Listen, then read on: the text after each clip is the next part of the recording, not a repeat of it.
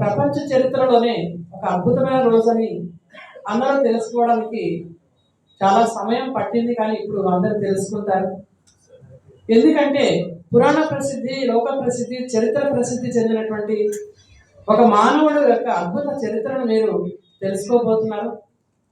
ఇదే కాకుండా బ్రహ్మకుమారి యొక్క ముఖ్య సంస్థాపకుడైనటువంటి భౌతిక నామధేయం లేఖరాజు గారు, కానీ కర్తవ్యపరమైనటువంటి పేరు వారిది ప్రజాపిత బ్రహ్మ. మానవుడు మాధవుడు అవ్వాలి అంటే భక్తిలో చెప్తూ ఉంటారు, మానవుడే మాధవుడు అవ్వాలి అని అంటారు. కానీ ఏ విధంగా? మంచి గుణాలు ఉంటే దేవతలు అంటారు, అదే దాని స్థానంలో రాక్షస గుణాలు ఉంటే అసురులను అంటారు. మానవులే దేవతలుగా అవుతారు, కానీ మన పురాణ శాస్త్రాల్లో రాసిన కథల ప్రకారం దేవతలు ఉండేది ఎక్కడో స్వర్గంలో ఉంటారు అని అంటారు. స్వాగతం అందరూ తమ కరతాళ ధ్వనులతోటి వారికి ఆహ్వానం పడవలసిందిగా కోరుతున్నాను. మన విశాఖపట్నంని ప్రజానీకాన్ని సంక్రాంతి సంబరాలతోటి ఒక ఊపు ఊపించి చాలా హృదయానురంజకంగా చాలా మంచి కార్యక్రమం చేశారు వారు. ఎందుకంటే గతించబోతున్నటువంటి గత వైభవాన్ని మళ్ళీ ఎంతో ఖర్చు ప్రయాసంతో దాన్ని వాళ్ళ ముందుకు తీసుకొచ్చి ప్రతి ఒక్కరూ కూడా ఆనందించారు. మేము కూడా ఆ కార్యక్రమంలో పాల్గొని వారిని స్వయంగా ఆహ్వానించాం. ఈ యొక్క ప్రజాపిత బ్రహ్మకుమారి ఈ ప్రెస్ మీట్ కానీ అనండి, లేదా బ్రహ్మబాబా యొక్క జీవిత కథను అందరికీ తెలియజేసే సందర్భంలో వారిని ముందుగా ఈ యొక్క కార్యక్రమానికి ఇచ్చేసినటువంటి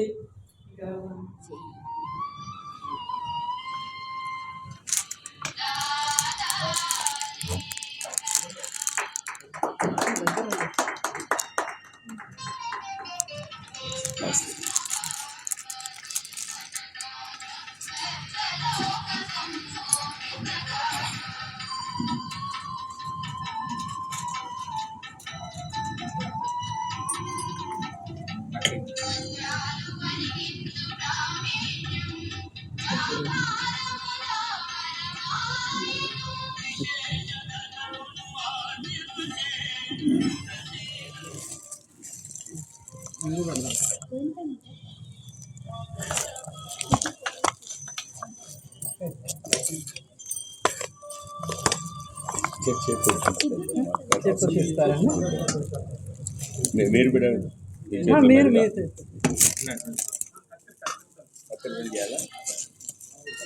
వచ్చేసి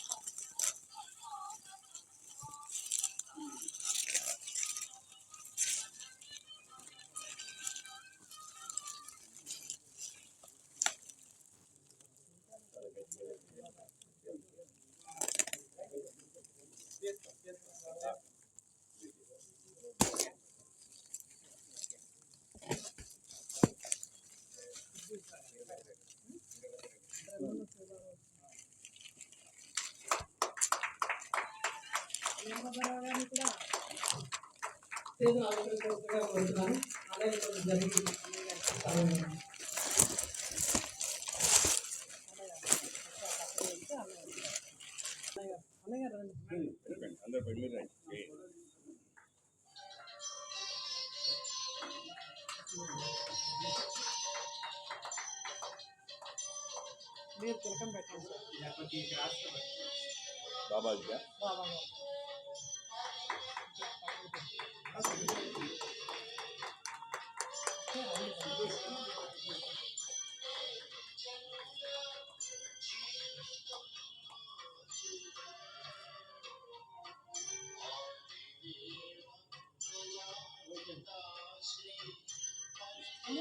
నేను కూడా రండి.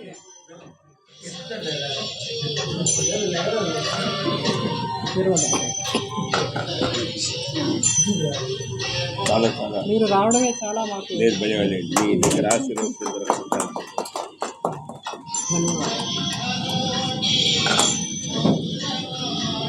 వీరభద్రరావు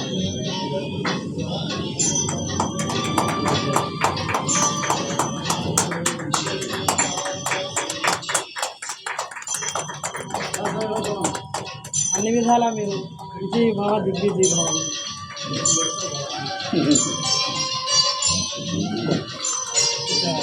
లక్ష్మీ గారు దగ్గర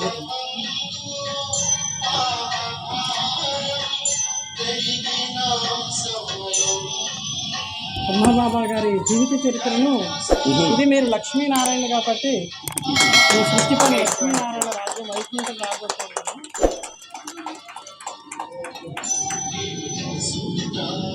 ప్రసాదాన్ని స్వీకరించండి తమరు తప్పకుండా.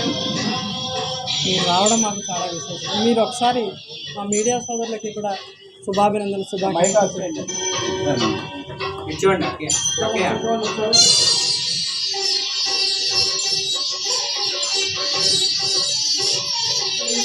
ఆది పరాశక్తి గురించి అందరూ కూడా తెలుసుకుంటారు. బ్రహ్మదేవుడికి విశేషమైన శక్తి, జ్ఞానము, సరస్వతి ఆయనకు ఒక స్త్రీగా చూపించారు. అయితే బ్రహ్మ విషయంలో మాత్రం చాలా పురాణ శాస్త్రాలు కూడా చాలా అపోహలు, అపనమ్మకాలు ఉన్నాయి. బ్రహ్మదేవుడు తన కూతుర్ని వివాహం చేసుకున్నాడు ఇలాగా ఎన్నో వచ్చాయి. కానీ బ్రహ్మకి మానసిక పుత్రిక సరస్వతీదేవి ప్రజాపిత బ్రహ్మకుమారి ఈశ్వరి విశ్వవిద్యాలయంలో భక్తి యొక్క విషయాల్ని కూడా జ్ఞాన రూపంలో చెప్పడం జరుగుతుంది. భక్తి అనేది పుష్పము, జ్ఞానం అనేది కాయ, వైరాగ్యం అనేది పండు. ఈ భక్తి జ్ఞాన వైరాగ్యాల యొక్క ప్రభావం వల్ల మనం భగవంతుని అనుభూతి చేయగలుగుతాం. ఆ అనుభూతిని ఇచ్చేటువంటిదే రాజయోగం. అయితే ఈ యొక్క ముఖ్య కార్యక్రమాల్ని మనకి ఇచ్చేసినటువంటి గౌరవ ముఖ్య అతిథులు వారి యొక్క వాల్యుబుల్ సమయాన్ని మనకి ఇచ్చారు, విలువైన సందేశాన్ని కూడా ఇచ్చారు. ఈరోజు రేపు పొద్దున్న అన్ని మెడిటేషన్ సెంటర్స్లో కూడా రాత్రి 2 గంటల నుంచి కూడా సైలెన్స్ మెడిటేషన్ జరుగుతుంది. బ్రహ్మబాబా గారి యొక్క అవ్యక్త స్మృతి దివస్ సందర్భంగా అందరూ కూడా సేవా కేంద్రం చేరుకుంటారు.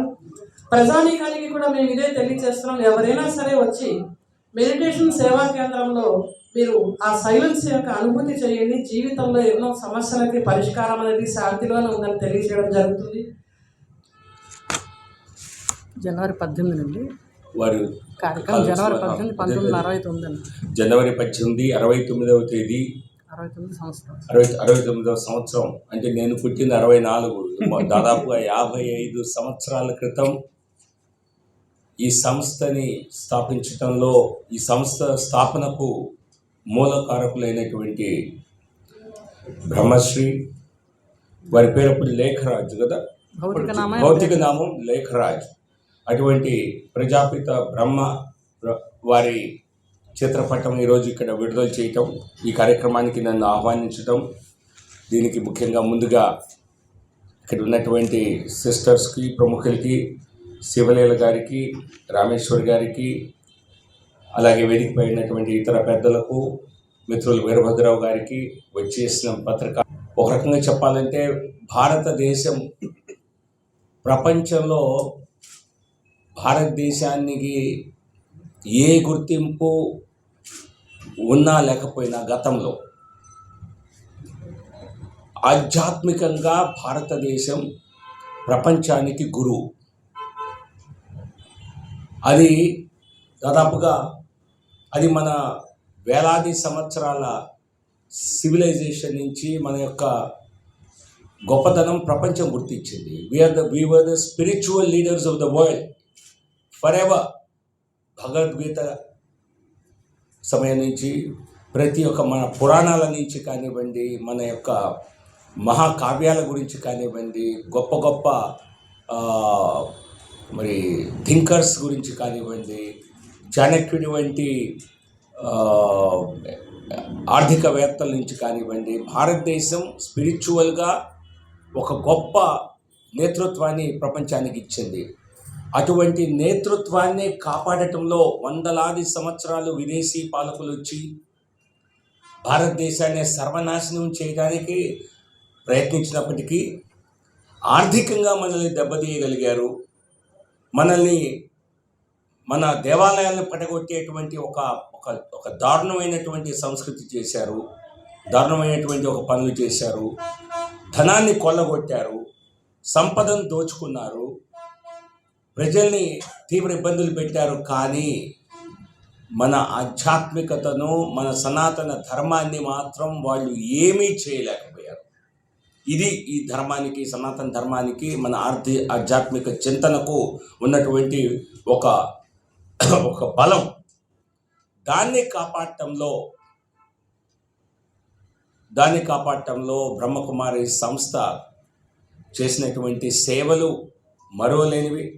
దానిలో మరి ప్రజాపిత బ్రహ్మ అయినటువంటి బ్రహ్మశ్రీ గారు ఈరోజు చేసినటువంటి బ్రహ్మ బాబా గారు చేసినటువంటి సేవలు, వారి సంస్థనే స్థాపించకపోతే నాకు తెలిసిన అనేక సంస్థలు బాగా ప్రాచుర్యం పొందాయి. కేవలం ఎటువంటి వివాదం లేకుండా, ఎప్పుడు ఎటువంటి అనవసరపు చర్చలోకి రాకుండా పూర్తిగా తమ ఆధ్యాత్మిక విధానాన్ని ప్రజల్లోకి తీసుకువెళ్తూ ఒక పాజిటివ్ వాతావరణం నిర్మించిన కొన్ని సంస్థల్లో బ్రహ్మకుమారీస్ అన్నది చాలా ప్రముఖమైందని చెప్పక తప్పదు చిన్న వయసులో. కానీ నాకు తెలిసి ఈ మధ్యకాలంలో సంప్రదాయం దాదాపుగా కనుమరుగైంది. సో ఆ పరిస్థితులు మేము అనుకున్నాం, సామూహికంగా వచ్చిన వాళ్ళందరికీ కూడా మనం భోగి పండ్లు పోయటం కన్నుల పండుగగా ఉంటుంది, ఆనందంగా ఉంటుంది అని చెప్పి చేస్తే అక్కడ గంట సేపు పాపం అంటే మంత్రి గారిని ఈ కార్యక్రమం వారి చేతుల మీదుగా ప్రారంభించాలనేటువంటి ఉద్దేశంతో మంత్రి గారిని, కేంద్ర మంత్రి అర్జున్ రామ్ మేఘ్వాల్ గారిని పిలవటం జరిగింది. గంట సేపు తల్లులు పిల్లల్ని ఒళ్ళో కూర్చోబెట్టి మేము ఉంటాము అని చెప్పి ఓపికగా కూర్చొని మరి ఆ కార్యక్రమం చూసిన మంత్రి గారు కూడా నివ్వెరపోయారు. ఇటువంటి సంస్కృతి ఎక్కడా లేదు, కాపాడుతున్నందుకు ధన్యవాదాలు.